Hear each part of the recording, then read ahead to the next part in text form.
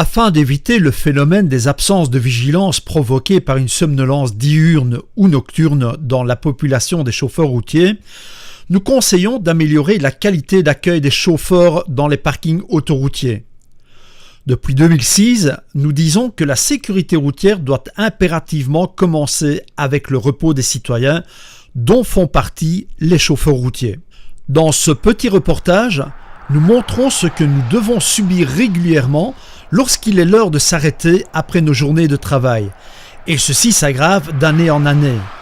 Le constat est également fait dans d'autres pays de la communauté européenne et n'est donc pas un phénomène exclusivement belgo-belge. Nous vous proposons le témoignage de 2 chauffeurs routiers, l'un de car et l'autre de camion, qui ont préféré que l'on masque leur voix afin de ne pas être reconnus. Et donc on peut dire que la situation de parking qui vomissent leurs camions, c'est un beau terme ça je veux le garder. Une chose qui nous fait quand même franchement rire, enfin, tout en pleurant, c'est assez paradoxal ce que je suis en train de dire, mais c'est la réalité des choses, c'est le fait qu'un conducteur routier va se prendre un procès parce qu'il a dépassé son temps maximum de conduite d'un quart d'heure, d'une demi-heure, voire d'une heure, et qu'à côté de ça, il ne dormira pas la nuit pour différentes raisons. Les chauffeurs poids lourds qui se retrouvent le long de l'autoroute, sur les bandes d'arrêt d'urgence, qui se retrouvent près des aéroports. Moi, vous m'expliquez comment ils arrivent à dormir correctement. Je n'arrive pas à comprendre. Mais nous, systématiquement, quand on s'arrête, on va automatiquement dans une station-service qui est éclairée pour des raisons de sécurité. Mais là, on est confronté à un gros souci, c'est qu'il y a des camions partout. On a du mal à rentrer dans la station-service, on a du mal à se garer, on a du mal à en sortir parce qu'il y a des camions vraiment garés partout. C'est certain, ils ne sont pas là pour le plaisir, hein, donc c'est certain qu'ils auraient une aire vraiment spécifique à eux, mais une grande aire spécifique qui soit conçue pour eux, ce serait vraiment excellent avec tout le confort adéquat. Maintenant, c'est vrai que moi je les plains, franchement, quand je vois leurs conditions comparées aux miennes, c'est vrai que je me dis que je suis quand même mieux loti qu'eux. Et donc on a énormément de problèmes avec des camions qui débordent littéralement des parkings. On dit que les parkings vomissent leurs camions.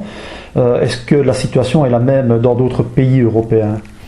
Ah oui, tout à fait. Quand nous on part en fait en navette, par exemple, vers le sud de la France ou vers la Suisse, on se retrouve par exemple au Luxembourg, à Berchem, où c'est rempli à craquer, aussi bien à l'entrée, au niveau de la station, tout autour de la station, et même au niveau de la sortie sur la voie d'accélération d'ailleurs qui nous amène sur l'autoroute même. Il y a des camions tout le long. Donc là, on a cet endroit-là. On a par exemple au Königsbourg aussi, en Alsace, où là c'est pareil, c'est rempli à craquer de camions. Il y a vraiment des camions partout. Ils essaient même de mettre les stations mettent des gros cailloux pour éviter que les camions ne s'installent. Mais donc du coup, ça engorge encore plus l'endroit. On va se retrouver à Toul, pareil. À Toul, c'est aussi un endroit où c'est rempli à craquer de camions. Et nous, du coup, on se retrouve en fait à ne pas avoir de place pour nous. Mais je comprends tout à fait les chauffeurs poids lourds. Mais il y a vraiment un manque de structure et je pense que c'est vraiment au niveau européen. Donc on peut dire que les parkings qui vomissent leurs camions littéralement, sont c'est légion en Europe, quoi. Ah oui, tout à fait. Nous, on est confrontés très souvent à ça, principalement les week-ends, en fait, comme je dis, quand les camions ne peuvent pas rouler, où là, il faut bien qu'ils puissent être dans un endroit un minimum sécurisé, donc ils sont au plus près des stations-service. Mais là, c'est incroyable. On slalom, on a à peine la place pour passer. Donc c'est vrai que pour les voitures, ça va, mais les cars ne peuvent plus passer. Et ça, c'est très souvent, on est confronté à ce problème-là.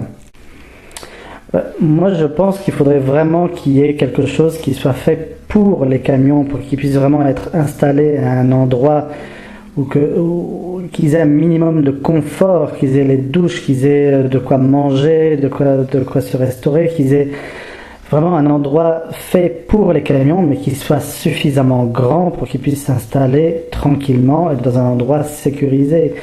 et qui libère en fait toutes les autoroutes comme ça la nuit, parce que c'est dangereux en fait pour tout le monde. Et je pense qu'il serait vraiment temps que le monde politique se rende compte des soucis que tout le monde, que l'on rencontre tous, et qui viennent voir et qui se rendent compte par eux-mêmes. Moi je me dis que il y a quand même bien des politiques qui partent en vacances et qui doivent bien voir ça aussi. Donc ce n'est quand même pas possible de laisser ça comme ça, et il y aura de toute façon de plus en plus de poids lourds, parce que c'est quand même un merveilleux système de transport, donc il faut quand même bien avouer qu'il y en aura de plus en plus, et où est-ce qu'on va les mettre? Donc il faut vraiment que le monde politique se rende compte de ça.